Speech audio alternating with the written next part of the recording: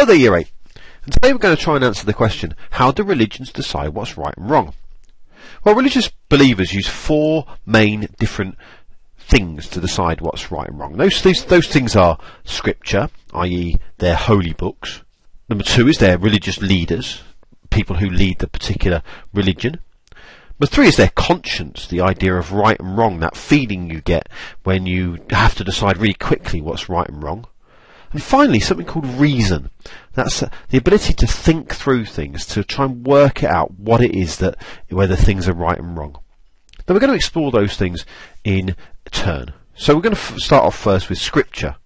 Now, as I said, Scripture is the religion's holy book.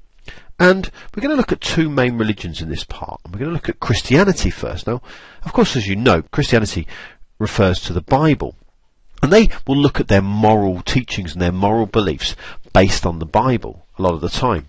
For example, last video or last lesson we looked at the Ten Commandments, how Christians believe in the Ten Commandments and how those commandments actually form an important part of their journey. And that's, a really important thing for Christians to actually believe. You honour your father and your mother and do not kill and do not steal and things like that in the Ten Commandments. But also Christians particularly look at Jesus, the stories that Jesus told and the stories about Jesus himself, and how can that help them make a moral decision. And this picture is a picture you're going to get used to over the next 3 years. And it's a picture that retells a story about, it's called the parable of the sheep and the goats. And it says how Jesus says that it's really good if you help people who are hungry, thirsty, naked, ill, in prison, or strangers. For example, in the parable it says, when I was hungry, you fed me. And because of that, Christians believe that it's a really good idea to help people who are hungry and to give them food, to feed them. Also, Christians believe that what Jesus said is important. For example, when Jesus was on the cross, dying on the cross, he said, Father, forgive. So it's often really important for Christians to forgive those people who have done them wrong. Now, in Islam, they have a similar kind of idea.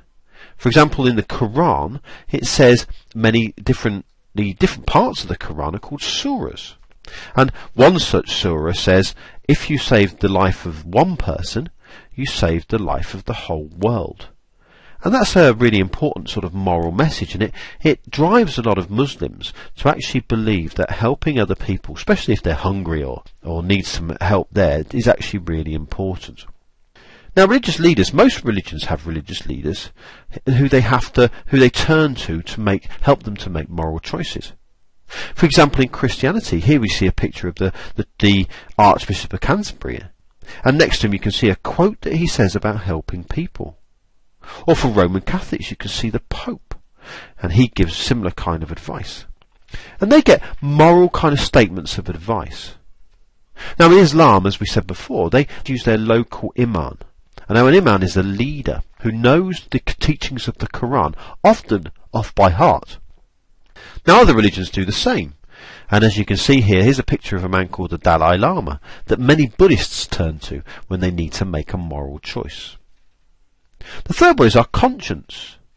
Many religious believers feel that God informs their conscience, and when they need to make a choice, either a good choice or a bad choice, they get that feeling inside of them that helps them make that choice.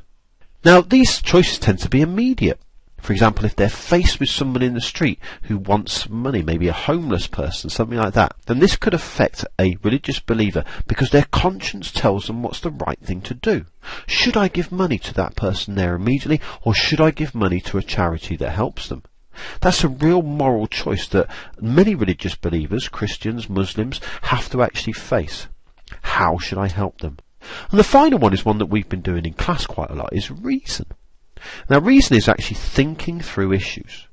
For example, later on in this unit, we're going to look at poverty and how you can actually help people who are poor. Now, often it's not just about giving people who are poor money. Sometimes it's actually thinking through the problem and actually trying to work out what it is that's best for people who are poor. And maybe it's a choice of what we buy in our shops here in Droitwich Spa. Or maybe it's a choice of actually giving to the correct charity. But what we have to do is we have to think through that. Now, we've used people like William Paley, and we're going to look at people like St Thomas Aquinas, who actually use this kind of idea to help them think about bigger issues.